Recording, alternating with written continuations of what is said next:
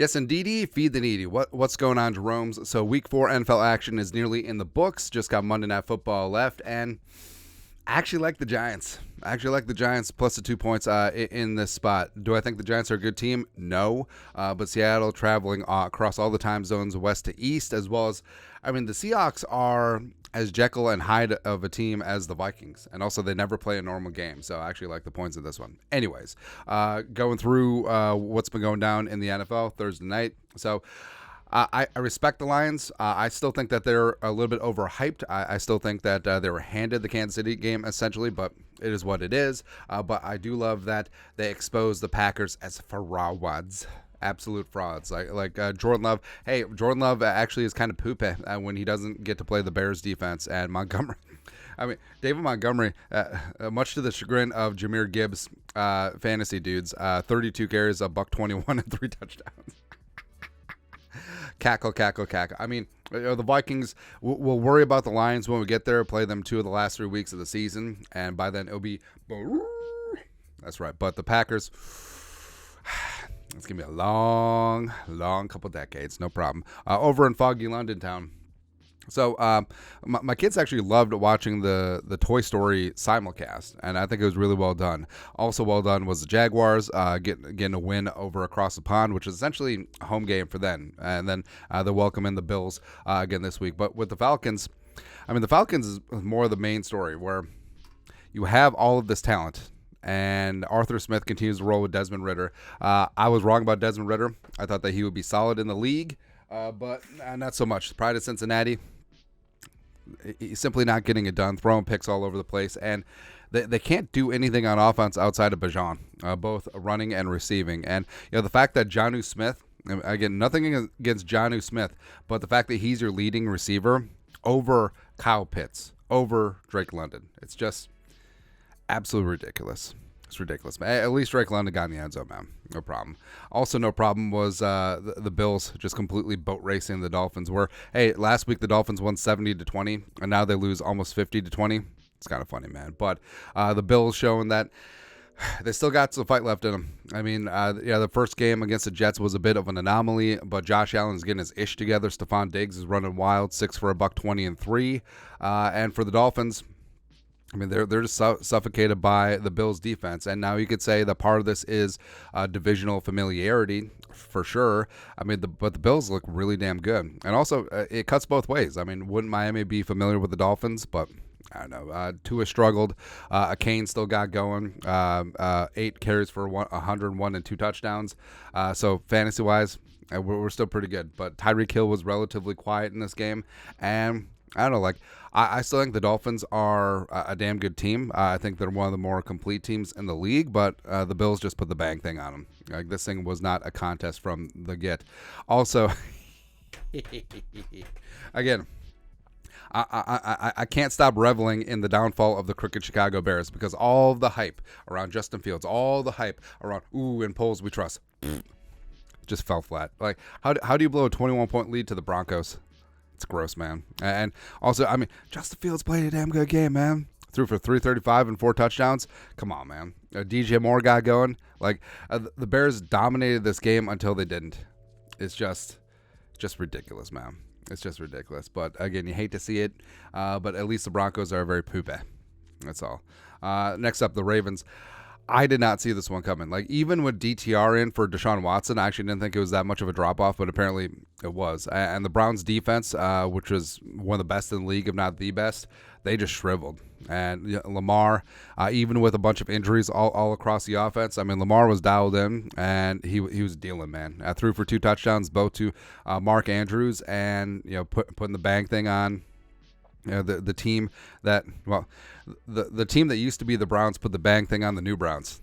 There you go. It was just shocking. It just really was shocking. I did not see this game going this way, but props to the Ravens and now the Browns.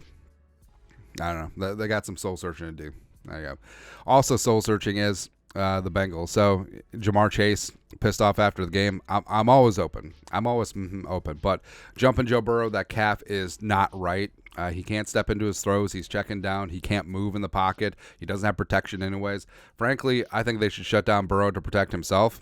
And I'm not a proponent of tanking, but I mean, the Bengals, like, this is a lost season. It is. Even though the defense under Lou Anarumo is always going to be feisty, but this team is bad. This team is straight up horrible right now. The Titans, a bit of a throwback game. Derrick Henry bouncing off of dudes and taking it to the house. You love to see that. So, I mean, the Titans are not a good team either, but I think that they are like solid meat potatoes type team. I would love to see them work in Tajay Spears a little bit more. No big deal. But yeah, the Bengals are in disarray right now, and I don't see a bottom for this team at this point. Next up, the Rams were up 23-0 on the Colts, and then the Stampede came back. That's right. All of a sudden, Anthony Richardson is dealing. Anthony Richardson is going to be a damn good quarterback. Well, he already is a damn good one, man. He can run. He can shake off pass rushers. He can deliver darts, and he's just good. Like, I feel like the Anthony Richardson project stuff was overblown. And also, if you look how bad Florida is now, like, Anthony Richardson was Florida last year. There you go. But the Rams, they get it done in overtime. Puka Nacua, first career touchdown in overtime for the win. 9 for 163 as well. Kieran Williams pumped in 2 as well as 103 yards rushing. I don't know. Maybe they didn't need Cam Akers. Who knows? But Stafford's healthy this year. Stafford's having a bit of a career renaissance. He's looking good. Frankly, they shoulda, coulda, woulda won in Cincinnati. There you go. But either way, like, even though Indy didn't get done this game, you love to see the resiliency, and they got themselves a damn good quarterback in Anthony Richardson. Next up, and also Pittman. Pittman's coming alive. Let's go. Buccaneers taking on the Saints. Now, this should have been the Jameis Bowl, but the Saints, in their infinite wisdom, played Derek Carr with an AC joint sprain. I don't get it. They didn't score a freaking touchdown at home, which is ridiculous. And Baker, I'm still not buying into Baker. I mean, yeah, the Bucs are 3-1. I'm not buying into Baker. I didn't buy into week 1. It is what it is. And Mike Evans unfortunately got hurt in this game too. But I don't know how they're doing it. I don't know how the Bucs are doing it. But they're keeping it together with duct tape and baling wire. But the Saints, how do you just show up like this? It's ridiculous. It's disrespectful to the fan base. And it's a division game. These games do matter, man. It's just stupid. Speaking of a stupid division game, so the Commies, Riverboat Ron, I mean, they scored the touchdown to tie at the end of regulation. They should have gone for 2. He said said his offense was tired. Yeah, you know who else is tired? The defense. You had all the momentum, man, and you had to know that you were going to get jobbed in overtime, and they were. And they were in this game the entire way. They beat the Eagles last year to end the Eagles' winning streak. They could have done it this year. But Scary Terry being out of bounds when he clearly had all of his toes inside of the white, no problem. They missed Landon Dickerson on the blatant false start on the brotherly shove. It's just ridiculous. And I'm not... Even though I am a conspiracy guy, I'm not like, hey, the NFL is scripted, or hey, Park Avenue is calling down, hey, make sure the Eagles win. But, I mean, calls like this, where they always seem to go in the direction of the premium teams, whether it's the Chiefs or the Eagles or whatever, it does make you question the integrity of the game. It's just ridiculous, man. The Commies got jobbed in this one, but also they should have had the intestinal fortitude to go for the win at the end of regulation. Vikings win. Just complete domination. No big deal. Kirk Cousins throwing 3 touchdowns, 2 of them to his own team. But, I mean, the defense showed up and showed out in this game. And, yes, rookie quarterback, bereft of weapons, but I don't care. You're on the road and you allowed 6 points. That's pretty freaking good, man. Harrison Smith with a hat trick of sacks. Marcus Davenport showing up. Justin Jefferson getting 2. Should have been 3.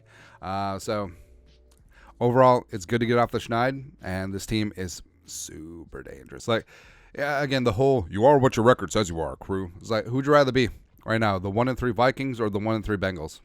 And they have their quarterback of the future. Steelers go into Houston and just get it put on them, man. Where Kenny Pickett left with injuries, except he sucked throughout most of this game. Blame Matt Canada, man. But Texans are super interesting, man. So I love C.J. Stroud in the draft process of Richardson and Bryce Young and Stroud of the big 3 quarterbacks. I thought that Stroud had the highest floor and was the safest of the quarterbacks. And Houston, I mean, I don't agree with giving up their own first round pick to go up and get Will Anderson from the Cardinals, but I love what they're doing. Like, Will Anderson is a stud. CJ Stroud is looking comfortable. He's looking like a franchise quarterback. And by the way, they're doing this without Titus Howard, as well as Larry Tunsil's been dinged up. So your top two tackles are out, and he's dealing. Like, Nico Collins had himself a hell of a game. Tank Dell had a catch.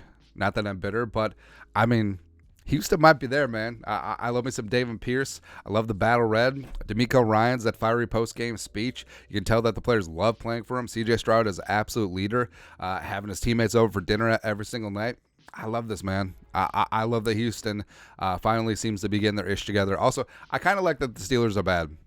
Not that I hate Mike Tomlin. I love me some Mike Tomlin, but I feel like Steelers need to be humbled a little bit. Steelers had all the success back in Steel Curtain days with Terry Bradshaw and whatnot, and then they were bad for a hunk of time, and then Cowher came in, and then he finally got a Super Bowl. Tomlin got himself a Super Bowl. Let's go from there. But I kind of like that they're bad again. There you go. The Raiders and the Chargers. It was rough. Where Jimmy G was out, Aiden O'Connell looked very rough throughout most of the game, but really got things going in the fourth quarter. Unfortunately, threw a pick at the end, just a bad misread. Thought it was man, ended up being zoned, but it seemed like the Chargers were going to charge at this game, and then Justin Herbert had that finger injury. But then, hey, are we going to try and run out the clock and then punt it, or are we just going to drop a 51-yard bomb? We're going to do that Josh Palmer, Rocky Top, represent. So, I don't know. Maybe the Chargers aren't bad. Who knows? But the Raiders, I don't know, man. I don't know. I feel like Josh McDaniels is going to get his ass fired. There you go.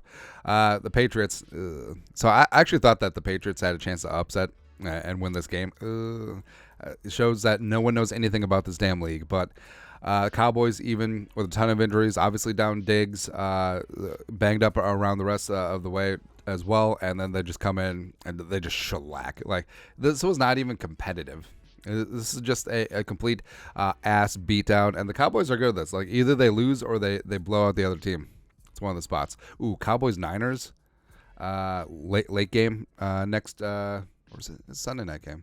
Doesn't matter. Either way, they're playing week 5. That's going to be a good one. The Niners and the Cardinals. So I thought the Cardinals actually showed a little bit of fight in this game. I like what Dobbs is doing. I love me some Michael Wilson. Prior to Stanford, caught 2 touchdowns. But Niners are just too much. I mean, McCaffrey, 3 touchdowns. Actually, was it 4? Oh, yeah, 4. Ayak had 6 for $148. Brock Purdy was judicious as usual. I mean, this is a game where Debo didn't even do anything. It's just crazy. But they got weapons all over the place. They're going to be a tough-ass team. For my money, right now, I think the Niners are playing as good or better than anyone else in the league. And that's what's going to be tough for the Vikings as they welcome in Monday Night Football Week 7. Bring it. That's right, man. Then lastly, Sunday Night Football. Chiefs and the Jets. So I have so many issues with this game. So number one, Chiefs are beatable. I think the Vikings will welcome in the Chiefs on Sunday, put the bang thing on KC, bring that on. And the whole thing about it is they were up 17-0, and then the Jets came storming back. Zach Wilson actually played extremely well. I know that they're going to put this game on him because of the fumble at the end. It doesn't matter. Like, Zach Wilson was dialed in. He was dropping dimes. He was leading drives. I mean, if Zach Wilson plays as well as he did during the middle of this game, I mean, the Jets could actually be a little something. But Pacheco had a great game, as well as, I mean, Mahomes threw like 17,000 picks, or what should have been. But the refs at the end, I don't know if you can take that interception off the board. I really don't. I don't know how you don't call holding on the Chiefs O-line on 3rd and 22. I just really don't. And again, like the calls in the Eagles game, the fact that the Chiefs are just aided by so many blatantly obvious calls, getting them first downs, getting them whatevers, it's whatever. Yeah. And also, so I had this game in part of most of my teasers, so I'm actually okay with it because I had Chiefs -2. But the fact that they were up 3 and Mahomes had a walk-in touchdown at the end, but instead decided to take a knee, man, that had to cost people millions of dollars who had Chiefs -8. It's rough, man. But That's it. That's a look back at the week 4 NFL games. Let us know your thoughts on our thoughts in the comment section below. Subscribe for daily Vikings takes. Want to support the work? Put a little something in the Venmo. But till next time, Skull Production Value.